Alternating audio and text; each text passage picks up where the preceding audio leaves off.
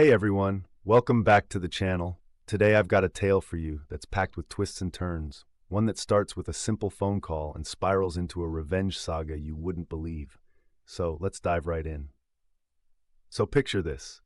It's 2004, I've just finished high school, and my parents gift me my very first mobile phone. It's a second-hand Nokia, bulky and basic, but I was over the moon. I promised myself that one day I'd buy a sleek new phone with my own hard-earned cash.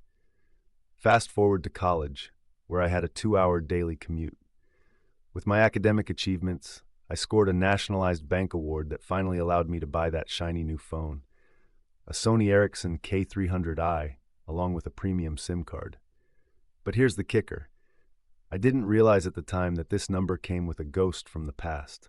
By the third day, I was bombarded with calls for someone named Bitsa. Who the heck is Bitsa? I thought. It turned out he was the previous owner of my number, and let me tell you, this wasn't just a one-time occurrence. No, for almost a decade, I had been receiving these relentless calls from various financial institutions hunting him down. Now, I was determined to keep my premium number, so I embarked on a mission to block these annoying callers. Back then, blocking numbers was a tedious task. Each time I switched phones, I had to start over, maintaining a list of numbers to block. It was exhausting. Then in 2009, I graduated and landed my first job. Fast forward to 2010, I was assigned to a project managed by a notorious guy named, you guessed it, Bits. I didn't know his full name at first, but little did I know, this was the same Bitsa who had been haunting my phone for years. Bits, my friends, was not just a manager, he was a tyrant. His team was under constant siege from a barrage of emails and messages, each one more urgent than the last. He thrived on chaos, shifting deadlines at a whim and demanding late nights and weekends. It was a nightmare. His micromanagement was suffocating, yet he had no qualms about taking credit for any success while throwing us under the bus when things went wrong.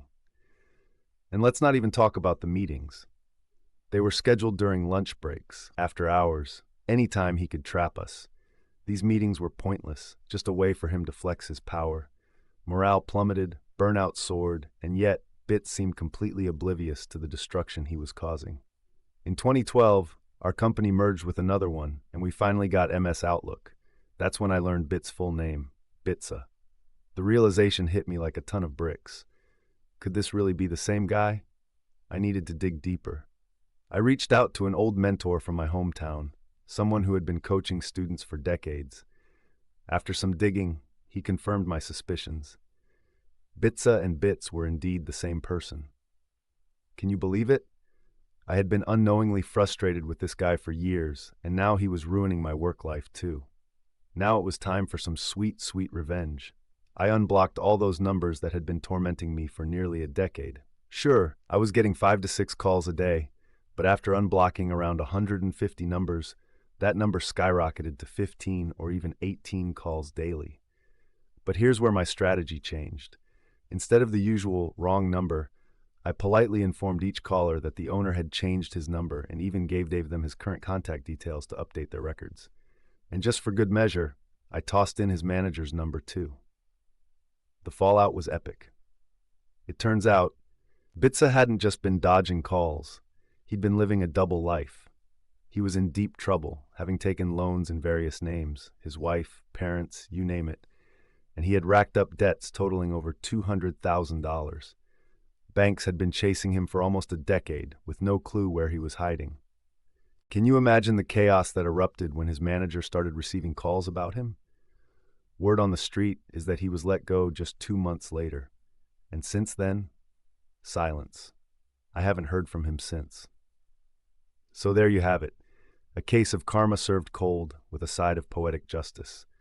What started as a simple phone call turned into a story of revenge that ended with my nightmare boss facing the consequences of his actions. But I want to hear from you. Have you ever found yourself in a situation where karma took a turn for the better? Share your stories in the comments below.